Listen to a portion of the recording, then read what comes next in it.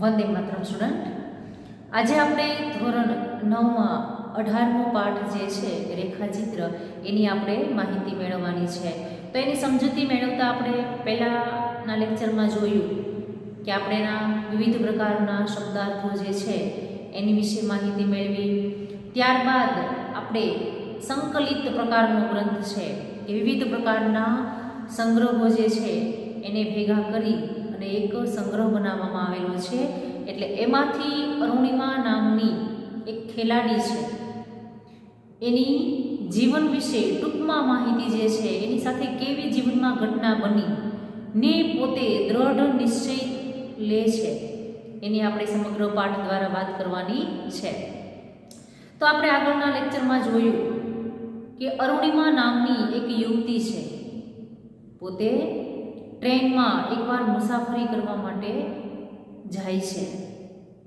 ત્યારે પોતે 11મી એપ્રિલ જે છે એમાં CIFમાં જોડાવા માટે ઇન્ટરવ્યૂ આપવા માટે જઈ રહી હોય છે. ત્યારે પોતે જે છે ટ્રેનમાં ડબ્બામાં પોતે ઘણા બધા લોકોની વચ્ચે છે. અચાનક એવું બને છે કે અમુક લૂંટારાઓ છે, બદમાશો છે, એ અરુણિમાને પરેશાન કરે છે. અરુણિમાએ પોતાના ગળામાં સોનાનો ચેન પહેરેલો હોય છે. તો આ ચેનને લેવા માટે આ બદમાશો કેટલો બધો પ્રયાસ કરે છે, એને હેરાન પરેશાન કરે છે, લૂંટ કરે છે. અરુણિમા જે છે એ આ બદમાશોથી બચવા માટે પોતે એમની સાથે ઝઝૂમે છે, લડે છે. આજુબાજુમાં કેટલા બધા લોકો છે, છતાં પણ કોઈ એની મદદે આવતું નથી. અને એવું બને છે કે આ બદમાશોએ એને ટ્રેનના ડબ્બામાંથી શરૂ ટ્રેને બહાર ફેંકી દે છે. અચાનક જ એનું નસીબ જે છે એ ખરાબ હશે અને સામેથી બીજી ટ્રેન આવતી હતી ને એમાં એનો પગ જે છે એ કપાઈ જાય છે. એક પગ જે છે એ કપાઈ જાય છે અને બીજો પગ જે છે, ડાબો પગ કપાઈ જાય છે અને જમણો પગ જે છે એના કેટલા બધા કટકા થઈ જાય છે. રાત સુધી તેને પડી રહી છે, પોતે લોકોને આજીજી કરે છે, રસ્તા ઉપર આવતા જતા લોકોને વિનંતી કરે છે કે તમે મને કોઈક દવાખાને લઈ જાઓ, પણ કોઈ એની પાસે ઊભું રહેવા તૈયાર નથી. કેટલા કલાકો સુધી રસ્તા ઉપર પડી રહી છે, છતાં કોઈ મદદે આવતું નથી. અને કોણ આવે છે તો કે પોતાના લોહી લુહાણ પગ જે છે એમાં ઉંદરો જે છે એ મિજબાની માણવા માટે આવી રહ્યા છે. ત્યારબાદ એમને બરેલી ડિસ્ટ્રિક્ટ હોસ્પિટલ જે છે એમાં દાખલ કરવામાં આવે છે. અચાનક દોડધામ મચે છે. શું કામ? કેમ કે એમનો પગ કપાયેલો છે, ઘણું બધું લોહી જે છે એ વહી ગયું છે. ઓપરેશન તાત્કાલિક કરવું પડે એમ છે. તો ઓપરેશનની પહેલાં લોહી માટે વ્યવસ્થા કરવી જરૂરી છે. એટલા માટે હોસ્પિટલમાં કોઈ લોહી આપે, કોઈ રક્ત આપે એવી વ્યવસ્થા નથી. ત્યારબાદ એનેસ્થેસિયા એટલે કે બેભાન કરવાની એવી કોઈ દવા નથી હાલ.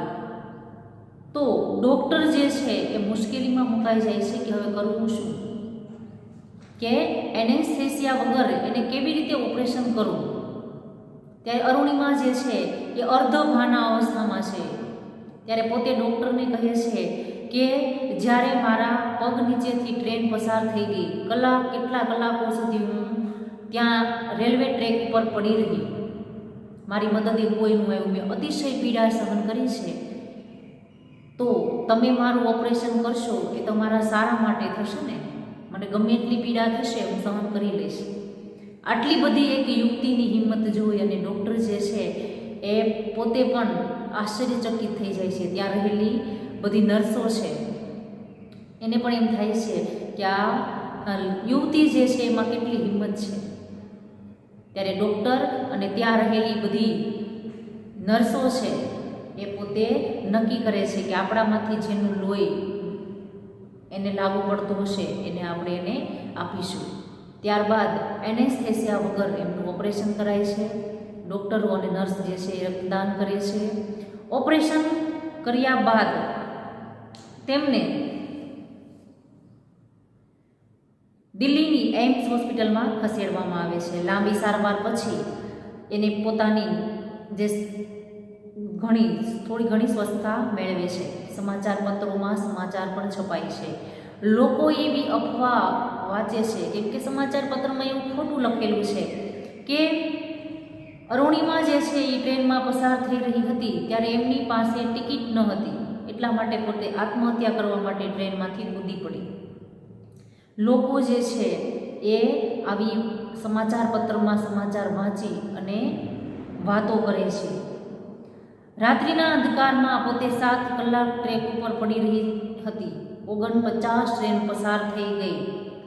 આ કસોટી કાળમાં જ્યારે કોઈ એમની મદદે ન આવ્યું ત્યારે માત્ર પોતે આ રેલવે ટ્રેક ઉપર પડ્યા પોતે શું કરે છે તો કે પોતે વિચારે છે કે મારું સમગ્ર ભાવિ જે છે એ આજે કચડાઈ ગયું, કેમ કે એમણે પોતાના જીવનમાં ઘણા બધા સ્વપ્નાઓ જોયેલા હતા. ત્યારબાદ પોતે અરુણિમા જે છે એવું જેવું સાંભળે છે કે લોકો આવી વાતો કરે છે કે પાસે ટિકિટ ન હોવાથી અરુણિમા આત્મહત્યા કરે છે, આત્મહત્યા કરવાનો પ્રયત્ન કરે છે. ત્યારે પોતે જે છે એ પથારીમાં પડ્યા નક્કી કરે છે કે હું પર્વતારોહણ કરીશ, ભલે મારે એક પગ હોય. ત્યારબાદ અહીંયા સુધી આપણે જે છે એ માહિતી મેળવી હતી. હવે આપણે આગળ જે છે એ જોઈએ. લોકોએ એમને પાગલ ગણી કે અરુણિમા જ્યારે લોકોને કહે છે કે હું પર્વતારોહણ કરીશ, લોકો મારી ખોટી વાતો કરે છે તો હું આ દુનિયાને સાબિત કરી બતાવીશ કે મારામાં પણ કંઈક છે, ભલે મારે એક જ પગ હોય છતાં પણ હું હિંમત હારવાની નથી.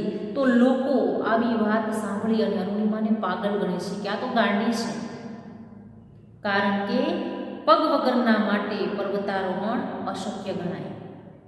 કેમ કે એ તો આપણે સામાન્ય પણ સમજી શકીએ ને કે થોડા ઘણા પગ દુખતા હોય છતાં પણ આપણે એવું કામ નથી કરી શકતા, તો આ તો પગ જ નથી, તો એક પગે પર્વતારોહણ કેવી રીતે કરવું? એટલા માટે પગ વગરના લોકો માટે પર્વતારોહણ અશક્ય ગણાય. અરુણિમામાં દ્રઢ સંકલ્પ શક્તિ હતી, પરંતુ પર્વતારોહણ માટે જરૂરી માર્ગદર્શન અને તાલીમ મેળવવા અને એ માટે આર્થિક સહાય મેળવવી એ 2 કપરા પ્રશ્નો તેમની સામે હતા. પોતે નક્કી તો કરે છે કે પર્વતારોહણ કરીશ, પણ એ માટે પ્રેક્ટિસની જરૂર પડે, તાલીમની જરૂર પડે, અને એ તાલીમ મેળવવા માટે યોગ્ય આર્થિક સહાય એટલે કે પૈસાની પણ જરૂર પડે.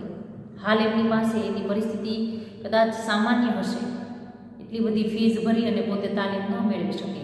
એટલે પોતે એમ કહે છે કે આ 2 પ્રશ્ન એમની સામે હતા કે હું પર્વતારોહણ તો કરું તો એક તો મારે તાલીમ મેળવવી જોઈએ અને એના માટે પૈસાની જરૂર પડે. તો આ 2 કપરા પ્રશ્ન જે છે એમની સામે આવીને ઊભા રહ્યા. લોકોએ એને એનો સંકલ્પ પડતો મૂકવા સમજાવી કે લોકોએ એવું કીધું કે ભાઈ તું આજે તે સંકલ્પ કર્યો છે એ પડતો મૂકી દેવો, એટલે કે એને છોડી દે, કે આની કોઈ વાત જે છે એ યોગ્ય નથી, કે એમ કહે છે કે હું પર્વતારોહણ કરીશ તો એ તદ્દન સાવ વાત ખોટી છે, એ બની જ ન શકે. એટલા માટે લોકો એને કહે છે કે તારો એક પગ કપાઈ ચૂક્યો છે, બીજામાં રોડ છે, રોડ એટલે કે સરિયા જે છે એ બેસાડી કેટલા બધા ટુકડા થઈ ગયેલા છે, એ પણ સર્જરીથી સાજા કરેલા છે. કરોડરજ્જુમાં તિરાડો છે, તું સાજી થાય પછી કોઈક નોકરી કરજે. લોકો એને સલાહ તો સાચી જ આપે છે કે તું જો એમ વિચારતી હોય કે મારે કોઈક સારી એવી પૈસા કમાય અને સારું એવું નામ કરવું છે તો એના માટે પર્વતારોહણ તો શક્ય નથી. તો એ માટે તારે શું કરવું જોઈએ તો કે સરસ એવી ભણી ગણી અને કોઈક નોકરી જે છે એ કરજે. લોકોને એનું અપંગ શરીર દેખાતું હતું, એનો અડગ આત્મવિશ્વાસ. લોકો જે છે એને એનું અપંગ શરીર દેખાતું હતું, એને એમ હતું કે આ અપંગ છે, આ તો કંઈ કરી જ ન શકે. કદાચ બેઠા બેઠા એવી કોઈ નોકરી હોય તો એ થઈ શકે, પણ એની અંદર રહેલો આત્મવિશ્વાસ છે એ કોઈ જોઈ શકતું હતું નહીં. અરુણિમાનું અંતર આ દુર્ગમ લક્ષ્ય પામવા પ્રતિબદ્ધ થઈ ચૂક્યું હતું. અરુણિમા જે છે એનું અંતર એટલે કે હૃદય જે છે એ દુર્ગમ એટલે કે ખૂબ વિકટ એવું લક્ષ્ય પામવા માટે, દુર્ગમ એટલે કે ખૂબ જ મહેનત કર્યા બાદ જે ફળ મળે એવું દુર્ગમ લક્ષ્ય પામવા માટે પ્રતિબદ્ધ થઈ ચૂક્યું હતું. પોતે મનમાં નક્કી જ કરી ચૂકી હતી કે હું પર્વતારોહણ કરીશ. એટલા માટે પોતે લોકોની કોઈ પણ વાત સામે ધ્યાન આપતી ન હતી. અરુણિમાના પરિવારે એને પ્રેમથી સંભાળે અને એના અડગ મનોબળે એને મજબૂત બનાવી. અરુણિમા જે છે એનો પોતાનો પરિવાર જે છે એમની સાથે હતો. એના પરિવારે એમને પ્રેમથી સંભાળી, એટલે કે આ પરિસ્થિતિમાં એને એનું મનોબળ જે છે ટકી રહે એના માટે હંમેશા એને પ્રોત્સાહિત કરી અને એનું અડગ મનોબળ હતું એને મજબૂત બનાવવાની કોશિશ કરી. જિંદગીની મુશ્કેલીઓ અને મૂંઝવણો સાથે તે પથારીમાં પડી રહેવા માંગતી ન હતી. કે જિંદગી જે છે એમાં ઘણી બધી મુશ્કેલી આવતી હોય. આપણે જોઈએ કે કોઈ ક્યારેય કોઈને સુખ ટકી રહેતું નથી અને ક્યારેય કોઈને દુઃખ ટકી રહેતું નથી. સુખ અને દુઃખ જે છે એ સાયકલ છે કે ક્યારેક જીવનમાં સુખ આવે, ક્યારેક દુઃખ આવે. તો આ સુખને મેળવવા માટે, સફળતા મેળવવા માટે ઘણી બધી જીવનમાં મુશ્કેલીઓ આવતી હોય છે અને એ મુશ્કેલી જ્યારે આવે છે ત્યારે વ્યક્તિ જે છે એ પોતે મૂંઝવણ અનુભવે છે કે હું આ મુશ્કેલીમાંથી બહાર કઈ રીતના આવી શકું, હું મારી સફળતા કઈ રીતના, હું મારી સફળતા કેવી રીતે મેળવી શકું. તો એ માટે પોતે પથારીમાં પડી રહેવા નહોતી માંગતી. પોતે એવું નહોતી વિચારતી કે હવે તો હું અપંગ બની ગઈ છું, હવે તો મારાથી કંઈ થાય નહીં. એવું વિચારી અને કદાચ પોતે પથારીમાં પડી રહી હોત તો ક્યારેય પોતે આવડું મોટું પોતાનું નામ કરી ચૂકીને હોત નહીં. એટલા માટે પોતે એવું વિચારે છે કે હું પથારીમાં પડી રહેવા માંગતી નથી. મારે જીવનમાં મારે કંઈક મારું નામ કરવું છે, મારે લોકોને બતાવી દેવું છે કે અપંગ જે છે એ પણ કંઈક કરી શકે છે, વ્યક્તિ ધારે તે કરી શકે છે. 1985માં એવરેસ્ટ જેવા દુર્ગમ પર્વતના 1985માં એવરેસ્ટ સર કરનાર ભારતીય પ્રથમ મહિલા બચેન્દ્રી પાલ પાસે પહોંચી કે જેણે 1985માં એવરેસ્ટ સર કરેલો હતો. ભારતની પ્રથમ મહિલા કે જેમણે સિદ્ધિ મેળવી છે એવી વ્યક્તિને પોતે મળવા માટે જાય છે. તેમને અરુણિમાના નિશ્ચયની અડગતા જોઈ કે એની વાત ઉપરથી બચેન્દ્રી પાલને ખબર પડી ગઈ કે આ ભલે અપંગ હોય પણ એનું મનોબળ જે છે એ અતિશય મજબૂત છે. એટલે પોતે જે છે એ કહે છે એવરેસ્ટ જેવા દુર્ગમ પર્વતના આરોહણ વિશે વિચારીને તે અંતરમાં પોતેને સર કરી જ લીધો છે. બચેન્દ્રી પાલ પણ એને હિંમત આપે છે કે તારી વાતો પરથી મને એવું લાગે છે કે એવરેસ્ટ જેવો દુર્ગમ પર્વતનું આરોહણ વિશે તું આવું વિચારે છે, એટલે કે અંતરમાં, એટલે કે હૃદયમાં તો તે પાર કરી ચૂકેલો જ છે. હવે તારે લોકોને માત્ર બતાવવાનું છે કે હું પર્વતારોહણ કરી શકું છું. માત્ર હવે જગતને બતાવવા ખાતર તારે ત્યાં જઈ ચડવાનું બાકી છે. કે બચેન્દ્રી પાલ જે છે એને એવું કહે છે કે હવે તો તારે માત્ર લોકોને બતાવવાનું છે, બાકી તો તે પર્વતારોહણ તારા મનથી કરી ચૂકી છે. બચેન્દ્રી સાથેની મુલાકાતે એનામાં અનેરી હિંમત અને ઉત્સાહ ભરી દીધા. એટલે કે પોતાનું મનોબળ મજબૂત તો હતું જ, પણ બચેન્દ્રી પાલ જે છે એમની સાથે મુલાકાત કર્યા બાદ વધારે પ્રકારનો ઉત્સાહ એનામાં જાગ્યો, કેમ કે એમને પ્રોત્સાહન મળ્યું. માટે અનેરી હિંમત અને ઉત્સાહ જે છે એ ભરાઈ ગયા. પરંતુ આ ક્ષેત્રમાં અનેક મુશ્કેલીઓ એની વાટ જોતી બેઠી હતી. મેં કીધું ને કે કોઈ પણ ધ્યેય જે છે, કોઈ સફળતા મેળવવા તમે આગળ વધો તો અનેક પ્રકારની મુશ્કેલીઓ હંમેશા આવતી જ હોય છે. તો માત્ર વાતો કરવાથી કે વિચારવાથી કોઈ કામ જે છે એ ક્યારેય થઈ શકતું નથી, પણ એ માટે હંમેશા આપણે કામ કરવા આગળ પ્રેરાવવું જોઈએ, આગળ વધવું જોઈએ. તો માત્ર બચેન્દ્રી પાલે એમને પ્રોત્સાહન આપ્યું એનાથી કંઈ પર્વતારોહણ થઈ શકશે નહીં, પણ એના માટે આ ક્ષેત્રમાં અનેક મુશ્કેલીઓ જે છે એમની વાટ જોઈને બેઠી હતી. બચેન્દ્રી પાલ મેડમે એમને સમજાવ્યું હતું. બચેન્દ્રી પાલ જે છે એ મેડમે એમને સમજાવ્યું હતું, અરુણિમા, માત્ર વિચારથી કે તારા શબ્દોથી તે એવરેસ્ટ સર કરી લીધું છે, પણ તું સાબિત કર કે તું આવા શરીરે એવરેસ્ટ સર કરી શકે છે. અને એ મંડી પડી.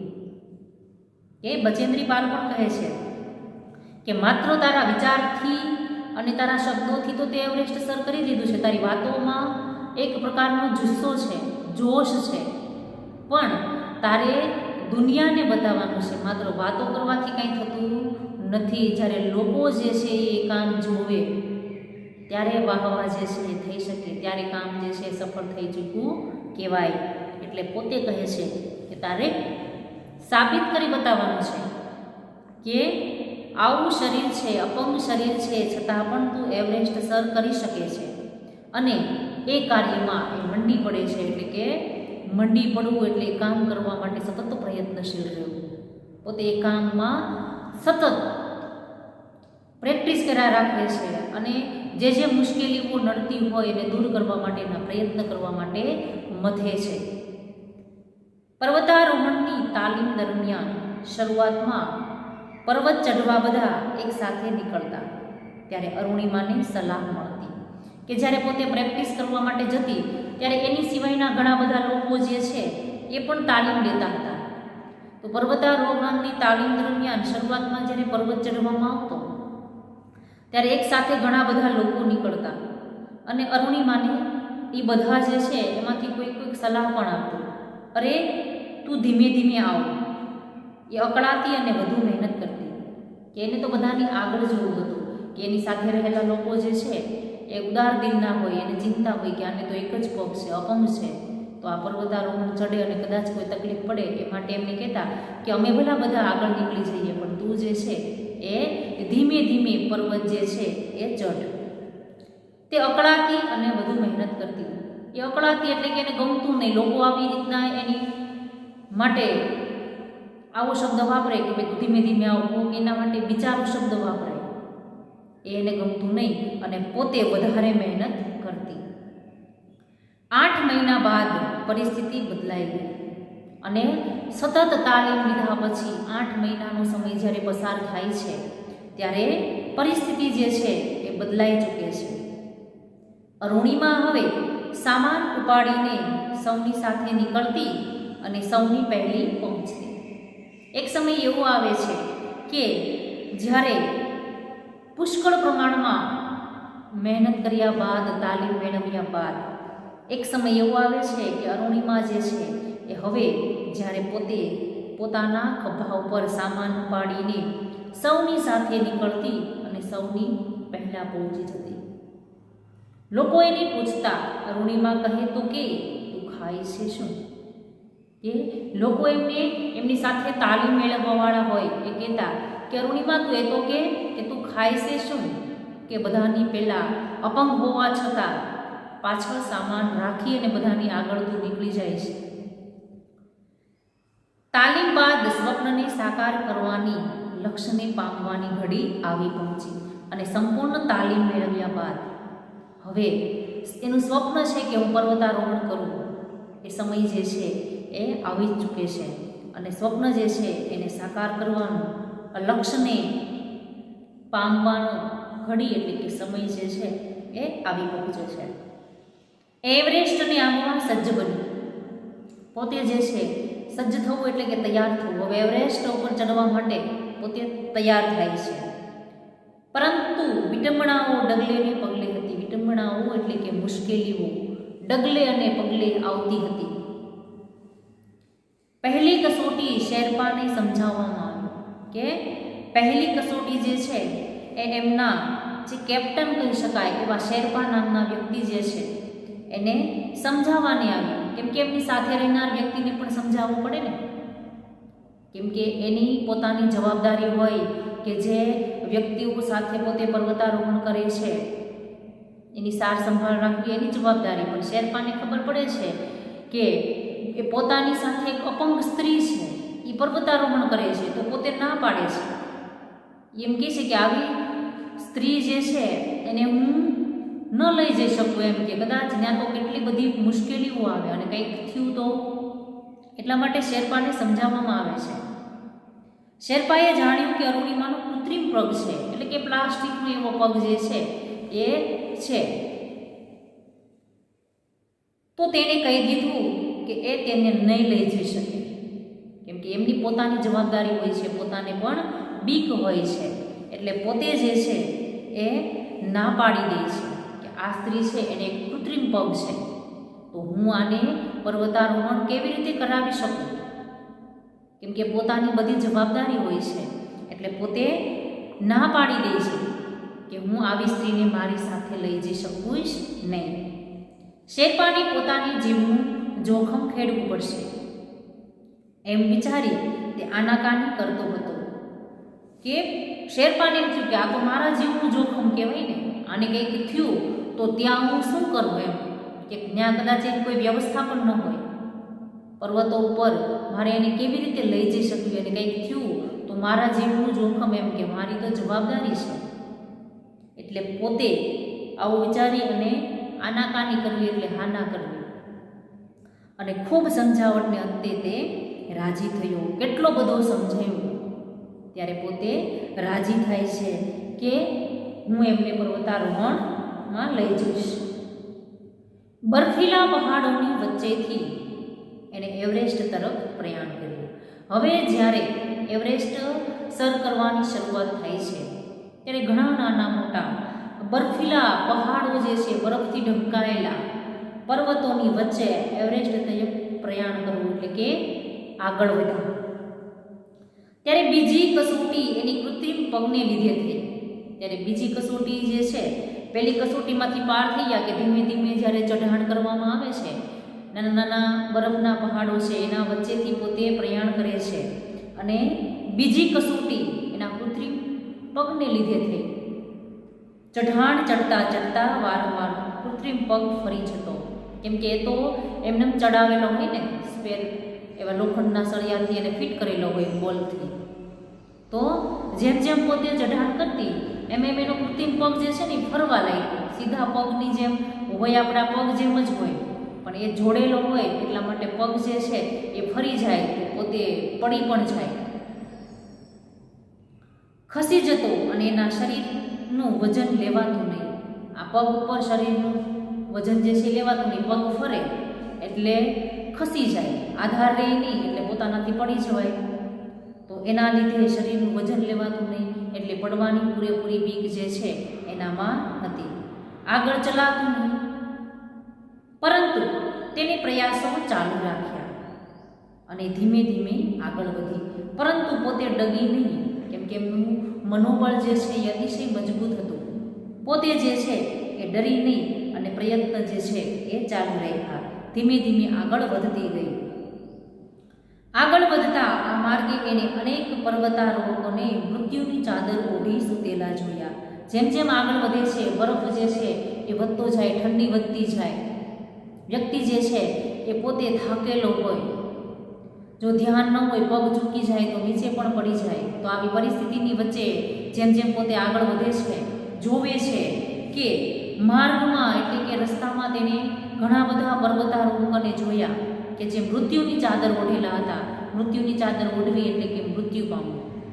ઘણા બધા રસ્તામાં પડેલા, જ્યાં મૃત્યુ પામ્યા હોય તો એને નીચે લઈ પણ કેવી રીતે જઈ શકે, એટલે કે ત્યાંની ત્યાં પડેલા લોકોને પોતે જોયા. તે કંપી ઉઠી એટલે કે ધ્રુજી ઉઠી. એટલે તો એમ થયું કે કદાચ અહીંયા આપણે મૃત્યુ પામ્યા તો આપણે તો આપણા ઘરના સભ્યો પણ મોઢું નહીં જઈ શકે, કેમ કે એને પર્વત ઉપરથી નીચે કઈ રીતે લઈ જઈ શકો? કોઈ વ્યક્તિ મૃત્યુ પામે છે તો એ તો ત્યાં ત્યાં પડ્યા રહે છે, કોઈ એને સાર સંભાળ પણ રાખતું નથી, એટલે કે એ ધ્રુજી ઉઠે છે. તેને મનોમંથન કર્યું અને મૃત સાહસવીરોને મનોમન વચન આપ્યું કે હું તમારા સૌ વતી એવરેસ્ટ સર કરીશ. અને પોતે મનોમંથન કરે છે, મનમાં વિચારે છે કે આ સાહસવીરો જે છે એ પોતે પ્રયત્ન કર્યો છે એવરેસ્ટ સર કરવા માટે, પણ પોતે પોતાનું સ્વપ્ન પૂરું કરી શક્યા નથી. અહીંયા જ મૃત્યુ પામેલા છે. તો પોતે મનોમન આ બધાને વચન આપે છે કે હું તમારા સૌ વતી, કે જે મૃત્યુ પામેલા છે એના વતી હું એવરેસ્ટ સર કરીશ અને જીવતી પાછી આવીશ. અને પોતે જે છે એમ કહે છે કે એવરેસ્ટ તો સર કરીશ, પણ ત્યાંથી જીવતી પણ પાછી આવીશ. તેનું દરેક ડગલું જાણે પડકાર હતો. એનું દરેક ડગલું જેમ જેમ આગળ વધતી એમ પોતે મજબૂતાઈથી વધતી, મનને હંમેશા મક્કમ રાખતી, ગમે તેમ થાય પણ મારે એવરેસ્ટ જે છે એ તો સર કરવો જ છે. લોકોને પોતાને બતાવવું છે કે અપંગ વ્યક્તિ જે છે એ પણ બધું કરી શકે છે. અનેક પડકારો સામે ઝઝૂમતી અરુણિમા હિલેરી સ્ટેપ પહોંચી અને ઘણા બધા પડકારોની વચ્ચે અરુણિમા જે છે એ પોતે હિલેરી સ્ટેપ જે છે એનાનું એક સ્ટેપ આવે છે ત્યાં પોતે પહોંચે છે. ત્યાંથી એવરેસ્ટ પહોંચાય અને ત્યાંથી આગળ જે છે એ એવરેસ્ટ સુધી પહોંચી શકાય. ત્યાં જ શેરપાએ આઘાતજનક વાત કહી કે અરુણિમાનો બાટલાનો ઓક્સિજન પૂરો થઈ રહ્યો છે અને ત્યારે જ શેરપા જે છે એને એક આઘાત લાગે એવી વાત સાંભળી કે અરુણિમા જે છે એ જેમ જેમ ઉપર જાય એમ એમ ઓક્સિજનની જરૂર પડે. તો અરુણિમા પાસે રહેલો ઓક્સિજન જે છે એ ધીમે ધીમે પૂરો થવા જઈ રહ્યો છે અને તેને પાછા ફરવું જોઈએ, કેમ કે એવી કોઈ ઉપર વ્યવસ્થા નહોતી કે ઓક્સિજન મળી શકે.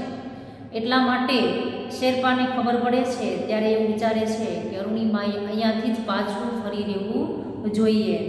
જિંદગી સલામત હશે તો ફરી પ્રયત્ન કરી શકશે અને પોતે શેરપા એવું કહે છે કે ફરી પાછા જિંદગી સલામત હોવી એટલે જીવતા હશું તો આપણે એવરેસ્ટ જે છે એ અવશ્ય સર કરી શકીશું, એટલે તેને પાછા ફરવું જોઈએ. પણ અરુણિમા જે છે એ તો કંઈક જુદું જ વિચારતી હતી. શેરપા જે છે એ પોતે એને સમજાવે છે કે જો જીવતા હશું તો આપણે ફરી પાછો એવરેસ્ટ સર કરવા માટે આવશું, પણ હાલ ઓક્સિજનની કોઈ વ્યવસ્થા નથી અને જો પૂરો થઈ ગયો તો મૃત્યુ જે છે એ અવશ્ય નક્કી જ છે, તો એટલા માટે એને પાછા ફરવું જોઈએ. પણ અરુણિમા જે છે એ કંઈક અલગ વિચારે છે કે જિંદગીમાં આવી સોનેરી તક ફરી પાછી મળશે નહીં, કે જિંદગીમાં હવે ખબર નહીં કે આવી એવરેસ્ટ સર કરવાની સોનેરી તક જે છે એ ફરી પાછી મળે કે નહીં. તો અહીંયા આપણો આ પાઠ જે છે એ આપણે અહીંયા સુધી રાખીએ છીએ. નેક્સ્ટ લેક્ચરમાં આના પછી આપણે આગળ જે છે એ પાઠની સમજૂતી મેળવીશું.